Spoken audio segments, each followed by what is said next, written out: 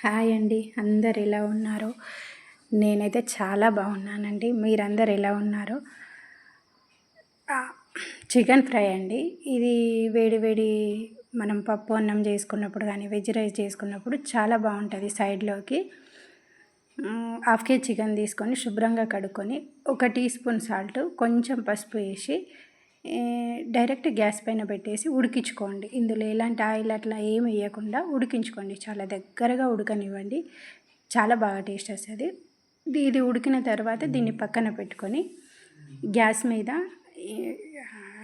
ఒక చిన్న onion cut చేసి పక్కన పెట్టుకొని గ్యాస్ మీద ఫ్రై పాన్ పెట్టుకొని అందులో ఆయిల్ వేసి ఈ ఆనియన్స్ వేసి ఆనియన్ మగ్గిన తర్వాత 1 టీ స్పూన్ సాల్ట్, కొంచెం మెంతం కూర వేసి ఇది కొంచెం వేగిన తర్వాత 1 టీ స్పూన్ అల్లం వెల్లుల్లి పేస్ట్ వేసి వేగించండి. ఈ వేగిన తర్వాత మనం ఇందాక ఉడికించి పెట్టుకున్న చికెన్ అందులో వేసి కలపండి. తర్వాత 1 టీ స్పూన్ మిరియాల పొడి, 1 టీ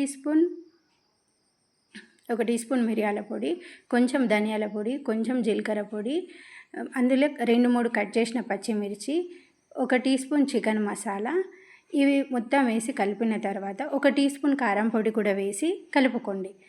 తర్వాత ఒక 5 మినిట్స్ ఉడికించి చిన్న మంట తక్కువలో పెట్టుకొని 5 మినిట్స్ ఉడికించుకోండి.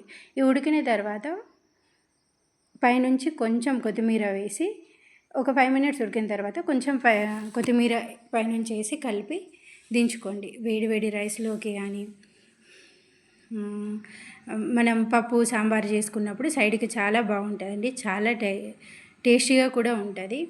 ఒకవేళ మీకు ఈ వీడియో నచ్చితే లైక్ చేయండి, ప్లీజ్ కామెంట్ కూడా చేయండి ఎలాగో వచ్చిందో. మీరు ట్రై చేస్తే ఈ ఫ్రై మాత్రం చాలా చాలా టేస్టీగా ఉంటుందండి. ఒక్కసారి ట్రై చేయండి. అందరికీ బాయ్ అండి.